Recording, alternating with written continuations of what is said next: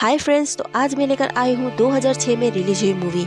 इस मूवी का नाम है द परस्यूट ऑफ हैप्पीनेस और इस मूवी का IMDb रेटिंग है 8 आउट ऑफ 10। ये कहानी क्रिस गार्डनर की जिंदगी पर आधारित है, जिन्होंने अपनी जिंदगी में बहुत सी मुश्किलों का सामना करके कामयाबी हासिल की। तो चलिए वीडियो को शुरू करते हैं। मूवी की शुरुआत 1981 से होती है, जहाँ पर क्रिस अपनी पत्नी लिंडा और बेटे क्रिस्टोफर के साथ सैन फ्रांसिस्को में रहता है। उसने अपने सारे पैसे लगाकर बोन डेंसिटी स्कैनर नाम के ढेर सारा मशीन खरीद लेता है, लेकिन क्रिस का किस्मत उसका साथ नहीं देती। ये मशीन पूरी तरह से मार्केट में फ्लॉप हो जाती है और अब उसका मशीन उसके स्कैनर बिकना बहुत मुश्किल हो जाती है। दरअसल क्रिस को अपने घर चलाने में महीने में कम से कम 2 मशीनें बेचनी ही पड़ती थी, वरना उसका घर का किराया और राशन के लिए बहुत मुश्किल हो जाता था।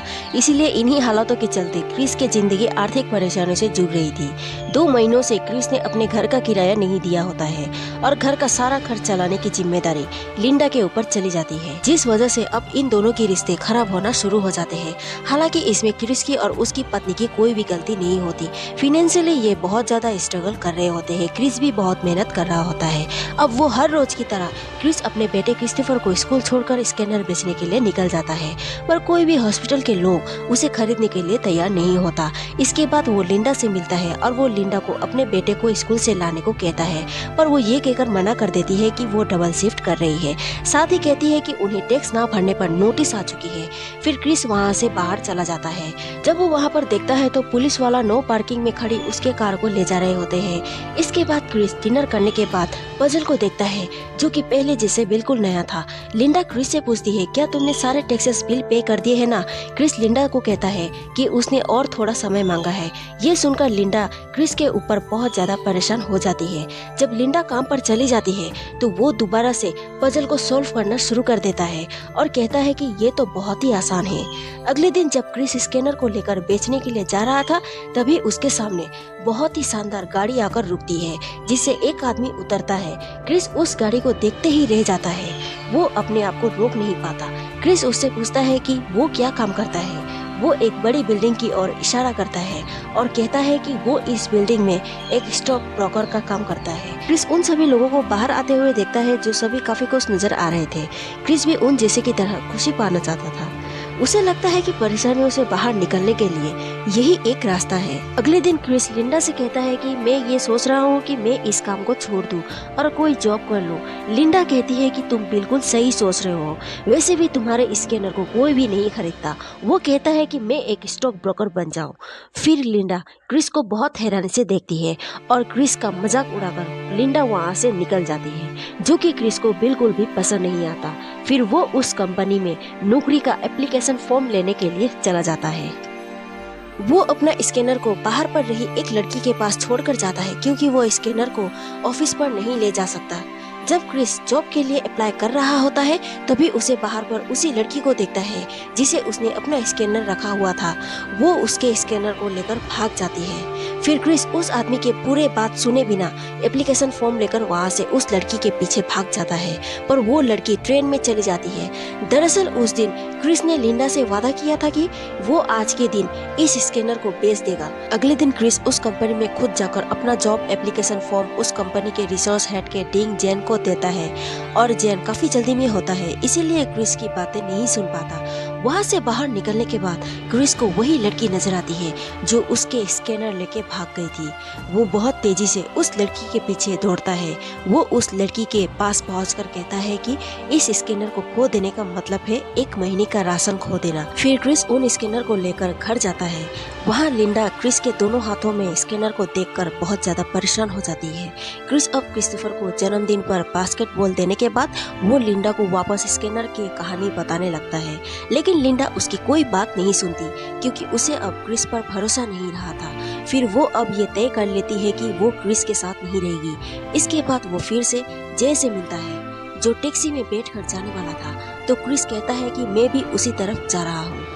फिर वो दोनों एक टैक्सी में बैठकर चले जाते हैं। अब क्रिस टैक्सी में जे को अपना पर्सनैलिटी और स्किल्स के बारे में बता रहा था, पर जे पजल सॉल्व करने में व्यस्त था। फिर जे क्रिस से कहता है कि लो अब इस पजल को तुम सॉल्व करो। फिर क्रिस अपना टैलेंट दिखाकर उस पजल को सॉल्व कर देता है और ये देखकर जे इम्प्रेस हो जाता है। तभी टैक्सी रुक जाता है जो कि जे का घर आ चुका था। फिर टैक्सी ड्राइवर को पैसे दिए बिना जे टैक्सी से उतरकर घर चला जाता है। इसका मतलब क्रिस को अब जे का भी पैसा देना पड़ेगा। अब आगे की ओर जाता है। फिर क्रिस टैक्सी से उतरकर बहुत तेजी से भाग जाता है। फिर टैक्सी ड्राइवर उसका पीछा करता है, लेकिन क्रिस तुरंत ट्रेन पर चढ़ जाता है। लेकिन उसका स्कैनर दरवाजा बंद हो जाने की वजह से बाहर ही रह जाता है। इसके बाद वो फोन करके लिंडा से माफी मांगता है क्योंकि क्रिस्टोफर को लेने के लिए उसके स्कूल नहीं जा सका। क्रिस्टोफर को स्कूल से लाने के लिए लिंडा को एक शिफ्ट छोड़नी पड़ी और वो क्रिस से कहती है कि वो घर छोड़कर जा रही है। फिर क्रिस दौड़कर घर जाता है। वहाँ देखता है तो ना तो उसकी पत्नी थी और ना ही उसका बेटा, यानी कि वो लोग घर छोड़कर जा चुके थे। उसी समय जे का फोन आता है जो कि टैक्सी पे उससे इम्प्रेस हुआ था और क्रिस को अपना सेक्रेटरी का नंबर लिखने को कहता है, लेकिन क्रिस के पास कोई पेन और पेपर नहीं होता तो वो नंबर को याद कर लेता है और साथ वाले स्टोर में जाकर लिख लेता है। अगले सुबह क्रिस स्कूल के बाहर लिंडा से मिलता है, जो लिंडा क्रिस से बहुत नाराज थी। वो अपने बेटे को स्कूल छोड़कर आई हुई होती है। वो कहती है कि क्रिस मैं तुम्हारे साथ खुश नहीं हूँ, तुम्हें ये बात समझ में क्यों नहीं आती।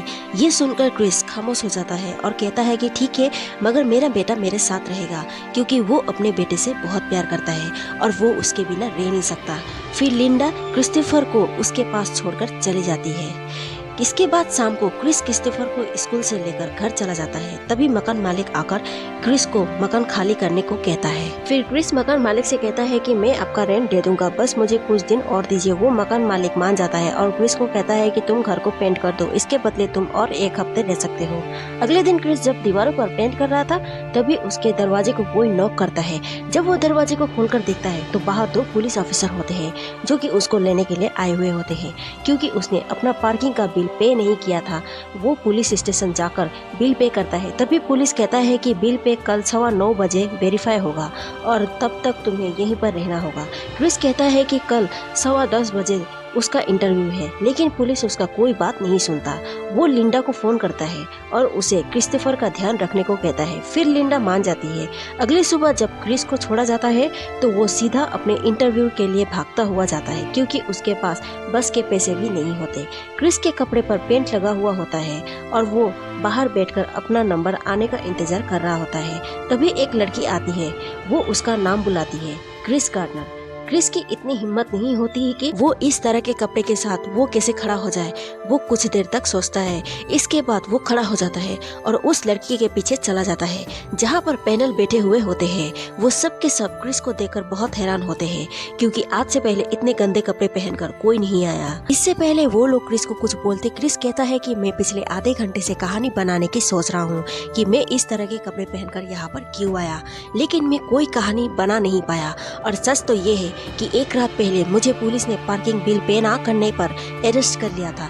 ये सुनकर सब हैरान हो जाते हैं क्योंकि ये सब वेल सेटल लोग हैं और इन्हें ये बात बिल्कुल भी समझ में नहीं आती।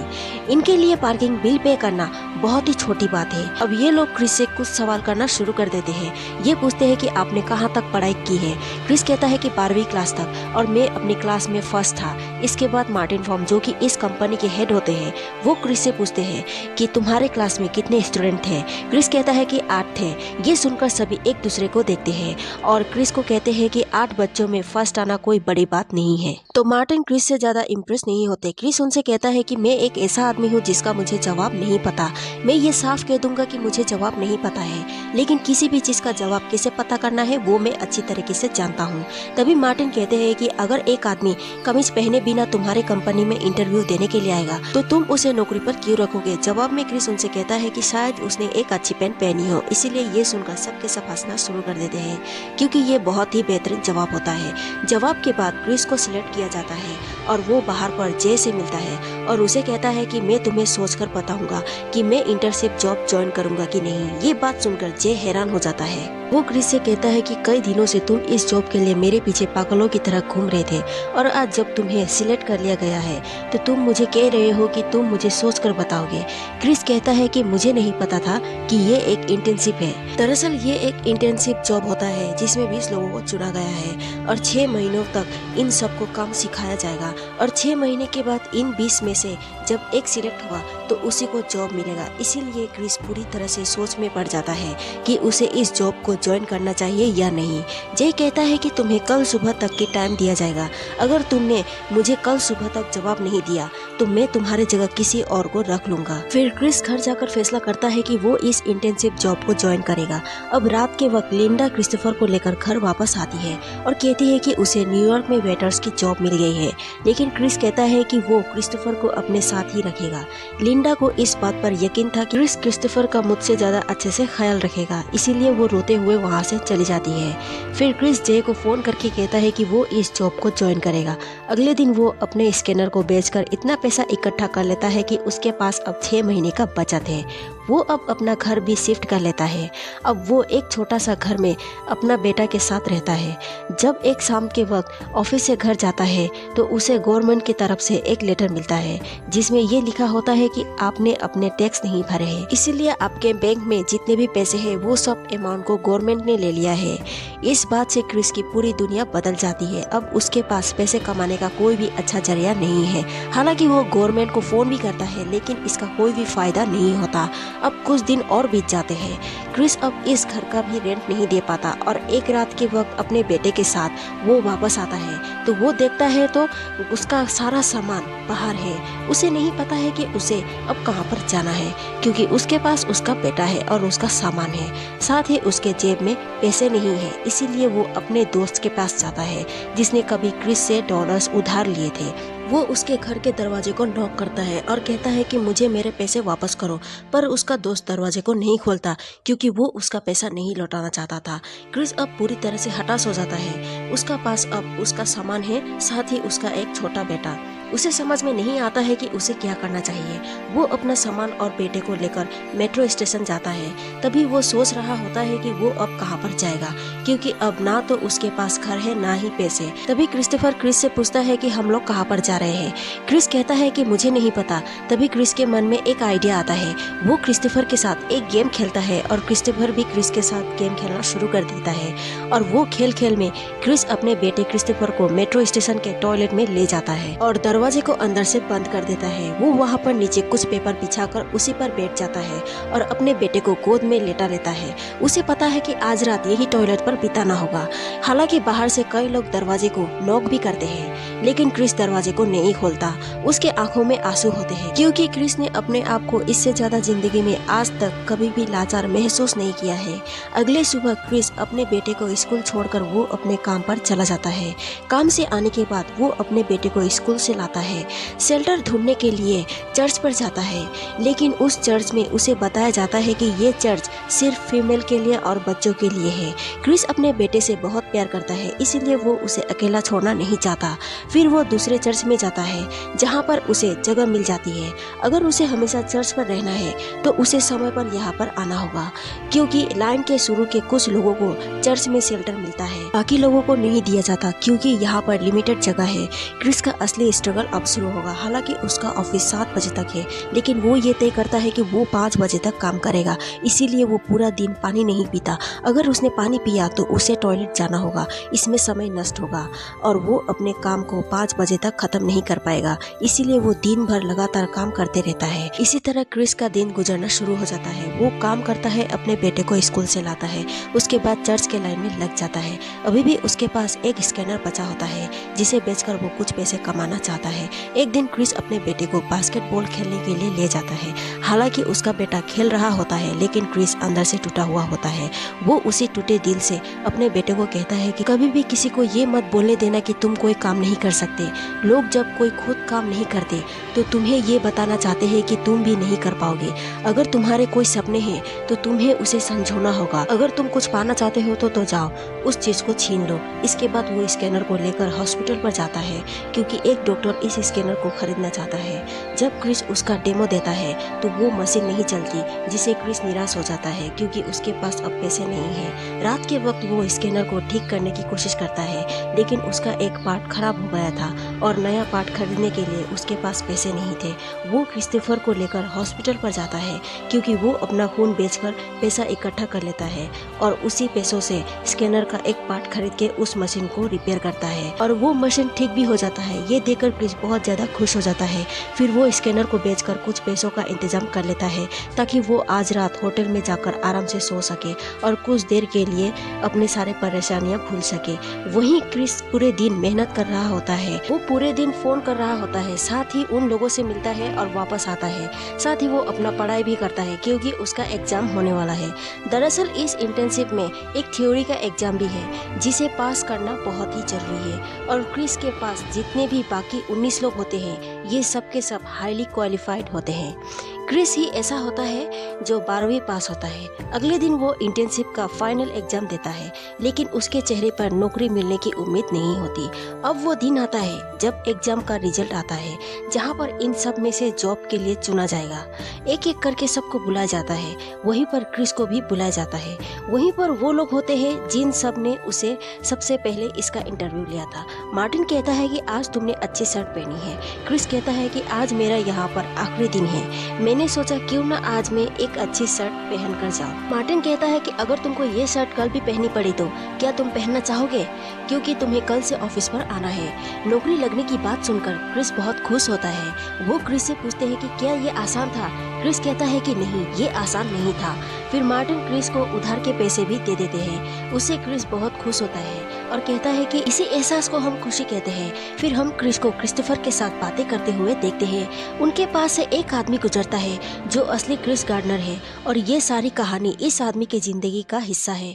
अब कहानी के अंत में हमें बताया जाता है कि क्रिस अपनी जिंदगी में एक कामयाब बिजनेसमैन बना जिसमें $multi-million बिल्डिंग खड़ी कर दी और ये मूवी यहीं पर खत्म होती है। और ये एक्सप्लेनेशन आपको कैसा लगा कमेंट करके मुझे जरूर बताएं। Bye bye.